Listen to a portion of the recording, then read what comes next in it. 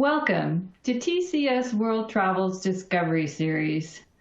Today, we have the pleasure of taking you on a virtual icy polar plunge. So please grab a blanket, pour yourself a warm beverage, because we are going to immerse you in some very chilly waters. We are going to be joined today by renowned polar expedition diver and nature photographer, Paul North. He is going to share some insights into the ocean's biodiversity and how important it is to all of us on the planet. Paul is going to be joined in conversation by TCS's own Jess Seppi, and they have a wonderful program planned for us today.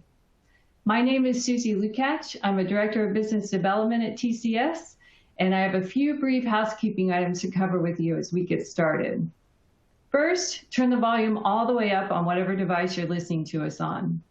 Next, your audio was muted when you joined the broadcast today, but you can reach us in real time by using the question and answer box at the bottom of your screen. Click on the question and answer box, it'll open up. You can type in your question and comment, press submit. Your submissions are private, only TCS staff will see them, and will respond to you as quickly as possible. Particularly, we have technical staff on hand to answer any questions you may be having about the broadcast, so please feel free to use that as often as you need to. To the right of the question, first, let me go over the presenter and the presentation boxes. There, you should see two large boxes on your screen. One is the presenter box where you'll see me, and the other is the presentation box where you'll see a lively herd of walrus. If you don't see either, these boxes are completely customizable. You can put your cursor in the ribbon above each box, move them around your screen, you can enlarge them, you can minimize them. But these two boxes are what you need to see the presentation today and to hear Paul's comments. So please make sure that these are working for you. And again, if they're not, let us know right away through that Q&A and we'll help you out. All right, to the right of the Q&A box is the resources box. It has a green sheet of paper in there. If you open that up, you'll find a lot of travel information from TCS. You'll find a lot about our trips. Everything in there is downloadable, so please take your time to look through there. To the right of that box is a speaker bio box where you can learn a bit more about Paul and his background, and especially the nonprofit that he's founded, Meet the Ocean. So I encourage you to look through there. And to the right of that box is a survey box. Inside there, if you open that up, are 3 brief questions that we would love and appreciate your answers to during the broadcast today. It'll pop up automatically at the end of the broadcast, but you can answer those questions at any time. The questions will really help inform us about future Discovery Series topics, as well as we plan our journeys for 2022 and beyond. So please, if you have a moment, we would really appreciate you answering those 3 quick questions. Similarly, we have 2 polling questions that are going to go out today during the broadcast. We're going to put the first one out right now so you can, so you know what to expect. It's very quick, less than 30 seconds. Have you ever traveled with TCS or one of our partners before? Simply click yes or no, press submit. We see the answers coming in already, so thank you so much. They're very easy. There'll only be 1 more of those, and we really appreciate your participation. Thank you in advance. So without further ado, it is my sincere pleasure to introduce you to my colleague, Jess Seppi. Jess is the enrichment manager for TCS, and she's responsible for the rich educational and cultural content that one experiences when you're on a TCS journey. So if you've traveled with TCS or one of our partners before, you've benefited from her contributions. So again, without further ado, over to you, Jess. Thank you so much, Susie. So as Susie mentioned, I manage the enrichment side of our programming. And one aspect of that is working with phenomenal experts to curate relevant and engaging content, which is through a variety of avenues on our trips, and now through these webinars. So for today's webinar, I brought in one of these exceptional experts to discuss one of the most remote, wild places on Earth, the polar deep. To help illuminate this fascinating place, we're joined today by Paul North, founder of the nonprofit Meet the Ocean, Paul chronicles the diverse interactions between Earth's ecosystems and between humans and nature, fostering curiosity for the natural world through vibrant imagery, storytelling, and science. Welcome, Paul, and thank you for joining us. Thank you for having me, Jess. Hello, everyone. And a special hello to everyone who I may have traveled with on previous TCS itineraries, specifically the Northern Summer. All right. So forgive me in advance, but let's dive in, Paul. Let's dive in. Yeah, why not? The water's very cold. So with over 1,000 dives under your belt and in every ocean on the planet, I'm curious what sparked your great interest in what lies below the surface of these ocean waters. Yeah, great question. What is the beginning of curiosity? And this is something that I try and inspire in all the youth that we interact with. But I suppose it began with job security. And by that, I mean, not a lot of people are willing to go diving in these temperatures. How does one even prepare for polar diving? I can't give you a roadmap for that because you just have to get in the water. And then you decide whether or not you're willing to stay there or perhaps even make a career out of it. What you see here is me kneeling on some sea ice just outside of Port Lockroy. That's down in Antarctica, also known as the Penguin Post Office. But I began in Honduras. I learned cold water diving in Norway, and that just started me on a path that has taken me all around the world. I have dove in every ocean on our planet, and because of this, I have a story to tell. To be a photographer is not enough. I think to be a science communicator, you need all tools in the box. So I'm going to break the rules a bit. I'm going to show the magician's tricks of how I communicate the ocean to audiences of all ages. And that's because the way I communicate about the ocean is very similar to the reasons why we travel. And to begin, I'll say that I always and often start with color. Already you're leaning in and you're asking, what is this? How can something be this colorful in the ocean? Well, to start, just to settle our minds in a location, this sea anemone is about 10 miles away from TCS's office in Seattle. So even as close to home as that, for TCS at least, we start to see that the waters are rich, and we travel to see color. It might be in some arts or in, a shaman in a certain country, but in the water, color is communication. So this vibrancy allows the conversation to begin and keeps my curiosity alive. So color is one tool. Another is contrast. And by that, I mean mathematics, essentially. This is the reason why we visit the cathedrals and wonder at the architecture that, mankind has been able to create. Here, we have perhaps the Champs-Élysées of sea urchins. And with my macro lens, we've gotten in close enough to start to ask better questions. How does this creature function? How has it come to be after so many years? And why does nothing grow on a sea urchin like so many other things that have parasites and colonizers on top of it? Well, it boils down to function. And I love speaking to the function. How are these creatures operating in the ocean? So color and contrast. And the third trick that I use for educating people about the ocean is otherness. And that is to say, to bring their minds to the raw edge of their understanding of what can be possible. And this is the same reason why we take the time to journey our planet. It's to find new things and then find ourselves in comparison to them. So to your question, Jess, how did it begin? Sort of unintentionally, but it has birthed a career of 15 years of exploring our planet underwater. That's wonderful. And I love that you kind of touch on the color and contrast and otherness and the real art of observing, because I think what's really unique about this is all of these features really lend itself to a reason, right? An adaptation, like why does it look like this? How is this advantageous? And you've mentioned before an extremophile. Can you just define that for us here? Yeah, an extremophile, probably the easiest way to understand it is how can a worm survive on a volcanic vent? You know, it has to adapt in a way that adjusts to the temperature. And in that case, the temperature is very hot.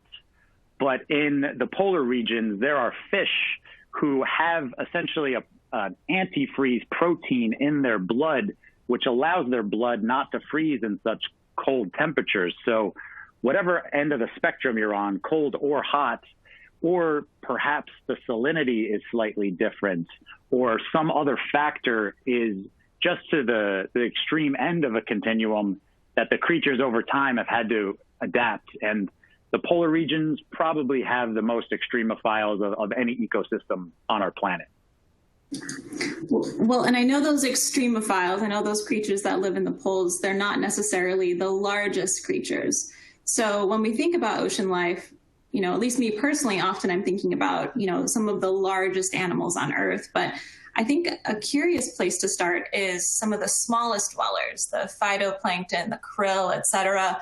So what are these and why are they some of the driving forces behind these, you know, ecosystem systems, as it were? Yeah, you know, we worship the large things, the things that are larger than us, the whales, the seals with the large eyes. We have deep emotional connections to these creatures. But for me, it begins with the ecosystems that allow them to exist in the first place. And, you know, you mentioned plankton, which exists in the water column, and that always begins with photosynthesis. And here we have kelp, the largest form of marine algae, and not a plant. And all photosynthesis in the ocean, you know, we just connect photosynthesis with plants, but photosynthesis was taking place in the ocean long before the land ever even had soil upon it. So these systems are older and, you know, they provide food and habitat for so many creatures, even in the cryosphere, the polar regions where we don't think of photosynthesis to really take place, and yet it does with the most vibrance on our whole planet. But it's often happening in the water column itself. It's happening microscopically. This is an artistic rendition from a friend of diatoms, the small single-celled algae that populate the oceans seasonally and do so in such wide numbers, such dense, colorful blooms that satellites can pick them up from space. So something that is microscopic in such numbers that you can see it from a satellite, that kicks off the ecosystem, the food web. It allows for higher predators like this siphonophore to do then their good work. But in the polar region specifically, all of this relates directly to the ice, to the frozen water that our cameras love, that our eyes, you know, almost pop out of our heads when we see. But ice is soil for these regions. And by that, I mean, it doesn't have nutrients like our soil does, but it gives the algae a place to grow. The sunlight is powerful enough to pierce through the ice and kick off the ecosystem. And that allows for the food chain to literally link up. That happens perhaps best with this creature here. Many of you may recognize this as a krill. There are 90 species of krill on our planet, but this specific one gets all of the PR because it is the largest species and it is the largest biomass on our planet. You're seeing a green belly in this creature, and that is the photosynthesizers that it has eaten, that it has consumed. These are the farmers of the Southern Ocean, and what they consume gets consumed by others.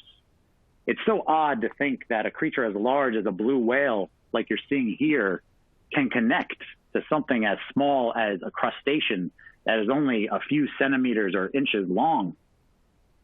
But of course, these whales live their lives, and when they reach the end, then their bones fall to the floor, and they become their own ecosystem as well that will feed creatures for years and years and years. To dive in Antarctica is to see its history.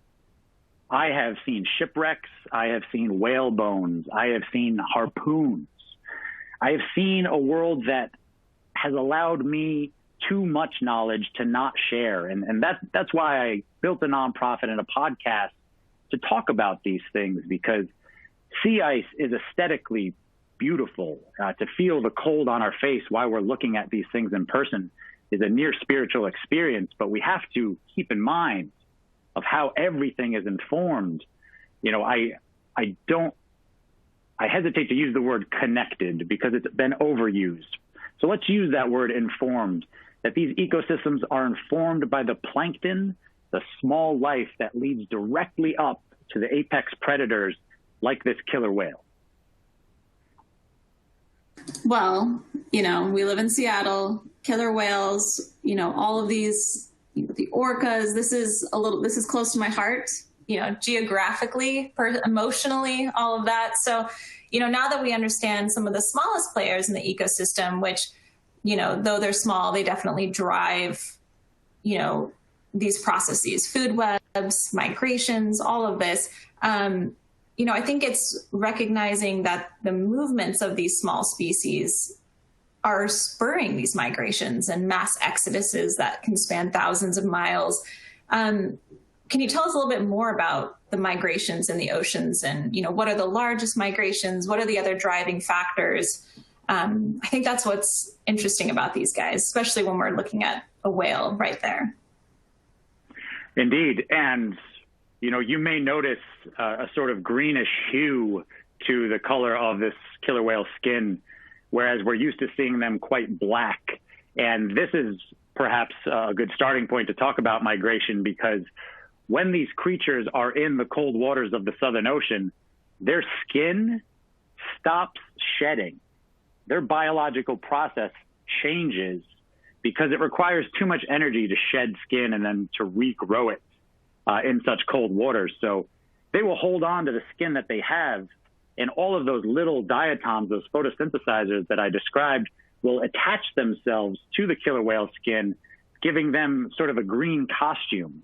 And it's not until they migrate up to South America and rub themselves on the rocks of beaches that they get rid of this old, dead, phytoplankton-laden skin. And, you know, we only think about killer whales sort of in this revelry, but, you know, they need to tend to their cells and their biology just like everybody else. Speaking of migration, there's, of course, my own personal one around the world, and my ability to connect the dots and then bring these to schools, children's hospitals, and audiences like yourself. And I think it's important to understand these migrations on our planet, because these are the truest highways. And those that are best at it are, of course, the birds. And just a quick fact, you know, there's only about 3 land birds on our planet that have a sense of smell. It's 2 vultures and a kiwi. Yet seabirds, their sense of smell is profound, because they're traveling for miles and miles, ever searching for food. And that search for food, that connects to us as well, specifically to the migrations of First Nation people. And TCS does such a good job at bringing forward the cultural relevance. I still remember a performance in Mongolia on a TCS trip. I think of it weekly, and I remember the music because it stays with me. And that connectivity allows for the story of how our planet moves.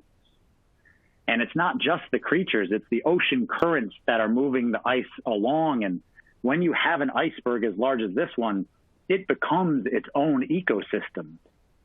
And as these creatures chase around emperor penguins moving with the sea ice in the southern hemisphere, and, you know, perhaps the most iconic of predators on our planet also moving with the rhythms of the ice, you know, we only invented this kind of travel in the last few hundred years. I mean, we had spice routes, you know, informing the world for years, but humans have never traveled as much as the animals have had to, or have adapted to and become expert at. Perhaps the most well-traveled marine mammal on our planet is this gray whale here. I took this photo in Baja, California, and you can imagine being in proximity to a creature like this, the personal effect that it has on me. I was able to touch the creature. It wanted me to pet it. Its mother pushed it up to the boat. So when we start debating about the intelligence and emotional capacity of these creatures, I feel like that is a conversation that has already been put to rest. And this gray whale will go from Mexico up the west coast of North America, past Alaska, north of Siberia in order to reach its feeding ground, and then back again. So these journeys that we all take, whale, human, bird, these all tell a grand story of the seasons of our planet and how we move around, and how often is the conversation with us, well, this winter was not like the last, or the summer, we're always comparing. These creatures don't have that ability. They can only react and search and move in accordance to what the season dictates. And for me, that becomes a moving poem, let us say, something that the more we learn about, the better we understand our planet. And, Jess, you love killer whales, so here is the largest on our planet, and perhaps a chance for me just to speak to these creatures, because we say killer whales as an umbrella statement for these animals who are strewn throughout our planet. They are in Australia, they are in the Arctic, they are in Antarctica, like you see here. This is known as a type A killer whale. And it's called a type because it's an ecotype, because we don't have enough genetic data as of yet to determine these as different species. But scientists are working. I've interviewed them for my podcast. I would say that within the next 5 years, maybe 10, let's hope it's sooner than that we will have defined new species of killer whales. And these are the understandings of migration that bring me great joy, because not only to witness them, but to sort of educate people that they're happening.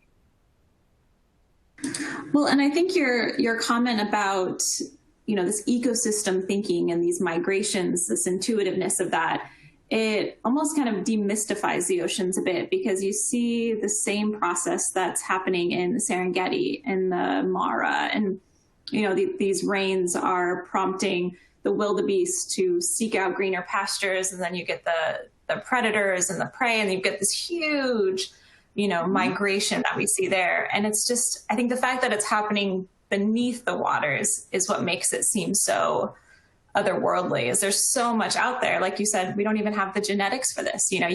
We know where every single rhino is in the entire world. And we're just finding new blue whales, which I just read about the other day, a whole new population of blue whales, which is the biggest animal on Earth since like the Argentinosaurus. That's a wild thing to think about. It is. It proves that, the ocean has been around longer than the land. So there are things chasing things for time untold. And it's just about access. We are terrestrial creatures, thus we better monitor and better imagine the life of these creatures. But, we take in oxygen and our lungs process it, whereas so many things in the ocean, non-mammals, are absorbing oxygen through some sort of cell wall. So it's an entirely different world, but it is our world. And I think we should continue to be fascinated by it while also being humble, because sometimes there's an assumption that everything is known, and that couldn't be farther from the truth. Well, and to kind of tack on that, we talk about moving from South Georgia to the Arctic Circle. I think the same could be said about you. The same could be said about, cultural curiosity. What do you think drives this curiosity for exploration and travel, and, for you and for others, and that, kind of lessening that boundary between oceans and people and kind of our understanding of it? I'll answer that question in a 12-part documentary. But for now, I mean, the importance of travel, specifically right now, we're realizing how important it was to us. And we are longing for it to be what it was again and will be again. For me personally, though, it's about the shock and the awe moment of the unexpected. When I come into contact with a creature like this, which is but a snail without a shell. It's called a nudibranch, and it's only maybe 5 centimeters, 2.5 inches long. But with the right photography equipment, you create something abstract, and that abstraction allows for a new conversation about something that the whole world thought they already knew about, the ocean, right? You know, I named my nonprofit Meet the Ocean as a new introduction. And a lot of people sort of rolled their eyes. They said it's too broad. You know, you need to focus on one creature individually, but I get to see too many. So I would rather be the communicator that's connecting these ecosystems, because as things are ever changing, much like this octopus up in Alaska, and, you know, as beauty has been used for time immemorial to communicate the importance of things, there's that second step, because for me, aesthetic is not enough. You have to understand the function of things, like I mentioned earlier, and I think travel allows for that kind of understanding. It's the reason why it's so difficult to tell a story about where you have been when you return home, because there's just some parts of it that you can't communicate unless you were there. So that is what fuels, I think, all of our fires, but certainly me personally, because when I get to swim with something that is 12 feet long, like this leopard seal, you know, 3+ meters, and very curious. And I know that having been bitten twice by this creature, that my head can fit in its mouth. So why put myself in that danger? Well, it's because there's more to explore. And I have been in places where no man, woman, or child has seen. And in the olden days, in the Shackleton era, that would be something to slap a badge on the chest and then go on tour and to talk about. But there are more important conversations, and that is ecosystem thinking. You can tell that this is what I'm looping the conversation back to, is aesthetics are with us and always will be. We will find the ocean beautiful, but we must understand it so that we better protect it. And now I just want to get into some of the frequent friends that I see when I dive in Antarctica, and you're seeing the most notorious of them right now, the purple sea star and the limpet on the left. Now, nothing is truly exciting about this photo except the color of the sea star, but my investigation of these creatures punches in a little bit closer. I work with abstraction because that almost puts an audience on tilt sometimes, because it's outside of what we understand, which asks new questions. It forces us to ask new questions. And we must understand that we absorb stories, so we need characters. So how do you take a snail and make a character out of it? Well, you can add detail. I can say that those little teeth-like appendages you're seeing inside of the ring of its mouth are the hardest bio-made substance on our planet. The radula of a limpet is stronger than the silkworm's silk. And we only found this out maybe 6 years ago, to find that a snail had one of the hardest bio-created substances on planet Earth. So again, new things to discover. And we can do that with beauty, but we also have to recognize the sort of horror of the scavengers and their role in the ecosystem.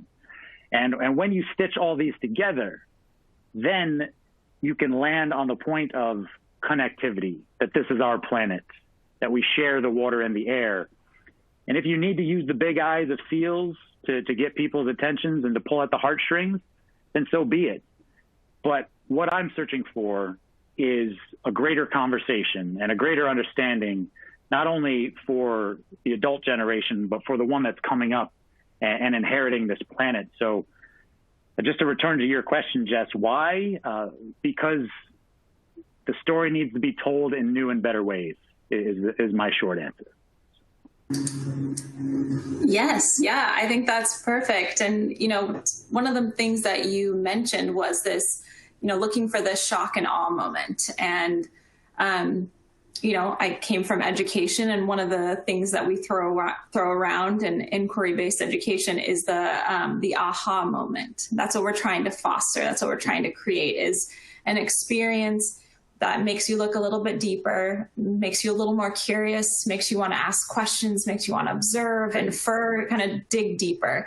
And I think that's what, yes, we do with, TCS and our experiences, but also through your photography and through the way that you kind of build these narratives. You want to know more. You want to know, like, were you standing on top of this polar bear? Are you taller than this polar bear? I've got some questions. I think that all of these pictures kind of push you to ask more. So I think that's great. Thank you so much, Paul. But really, were you standing above it? What were you doing?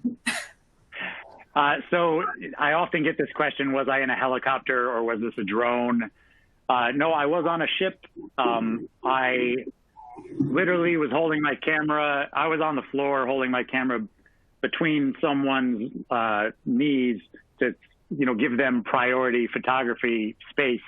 But I wanted to try and get a photo of this. So I took this in the blind, just sort of reaching, pointing and shooting. And, I've shown you all a lot of imagery, and just one tip on photography is never take one photo, because if you give up, if you think you got it and you go back to the editing room 3 months later, you need to give yourself some options. And in this case, I don't know if I'll take a better polar bear photo than this. It's just perhaps a better story that I took it without looking. I don't know. Well, thank you so much, Paul. This was wonderful. And I think what we should do now is take some questions from the group. We have a few that were sent in, but just as a reminder, that widget at the bottom of the screen, just click that Q&A button and it'll go directly to us. So we've got a few. Let's see. The first one is, this was just in the news, is the iceberg A68A, which is just rolls off your tongue, really clever name. So just what is it? How did it happen? Where's it going? And maybe give us a little background for those who are unfamiliar. Yeah, so A68A, that is a tabular iceberg. Tabular icebergs are larger than maybe even the human imagination can take in. They size designation need to be a certain percentage wide as they are tall, but we are talking, miles and miles long, enough to be seen from a satellite and tracked from there. And A68A, so Jess did just bring it up on screen for us. This is a drone shot of that tabular iceberg. What you're seeing at the face that the sunlight is catching with beauty right now is about, 80 meters tall or so. And that's only what's at the surface. We must keep in mind that only about 20% of this ice is showing to us above right now. Why this is in the news? Well, it's traveling. And the reason it has its name, A, why it's assigned that letter, is the quadrant that it broke off from. I have witnessed A68A 2 different years traveling down in Antarctica, and that's because the circumpolar current is moving it around the continent. The circumpolar current goes counterclockwise, so it's very likely that A68A broke off in that A quadrant, took a long lap around Antarctica, and then got spit out and is now traveling towards the island of South Georgia, which is where a majority of king penguins choose to colonize. And I would say that the Hollywood nature of media has made it seem as if it's like an asteroid descending on South Georgia Island. But in truth, if we think about how islands work, their triangular shape and the depth of this tabular iceberg, it's going to come in contact with that island long before it ever reaches the shoreline, and it will work like a bulldozer. It will stir up the bottom, which will recreate a new ecosystem. So that's a function of ice down in Antarctica. It does stir up the bottom quite often. So things have learned how to grow fast with all these icy bulldozers above. But A68A is something noteworthy because of its size, but also of how well traveled and how sort of media aware everyone is about it, it's quite fascinating. That's great. Well, we just got another good question, and I'm going to swing back to this last picture because the question is, what is one of the biggest, or what are the biggest clothing mistakes travelers make when visiting the polar regions? And just looking at this iceberg, I'm imagining that there's some ideas there. Yes. You've probably heard the old adage, that you can't choose I forget, it's like temperature is always easier regulated when you have warm layers. You have to prepare for wind. You have to prepare for the endurance of the wind, because you want to be outside looking at something like this for as long as possible. So take the time to plan. When I go diving, I wear many thin, smart wool type layering, and then make sure that my outer layers are windproof. Make sure that something's around the neck, because wind can get inside of there.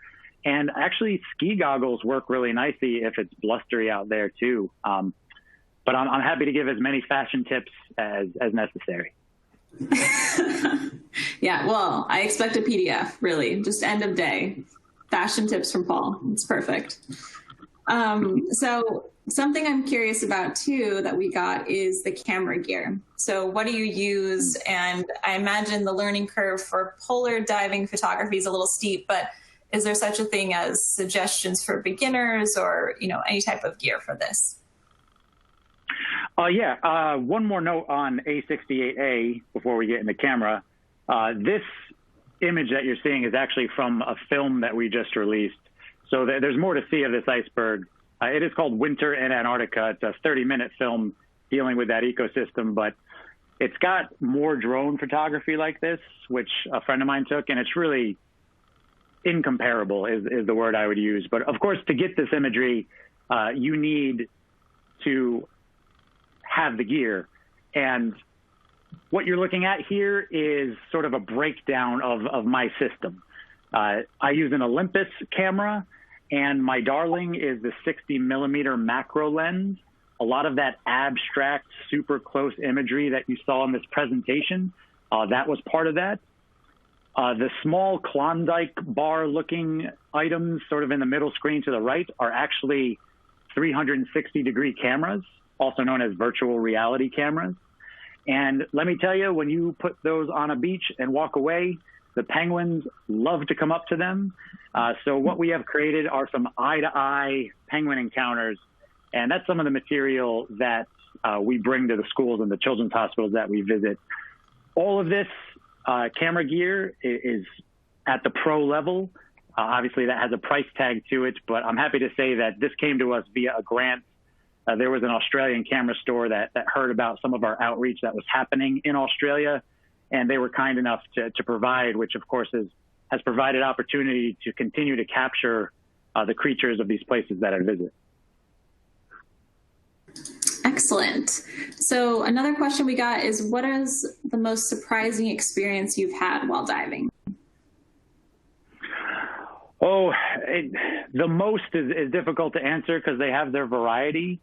There was a time when I was a little too enchanted by a blue whale skeleton and didn't notice that a big piece of sea ice had drifted over me. So I found myself in an overhead environment that I didn't plan for.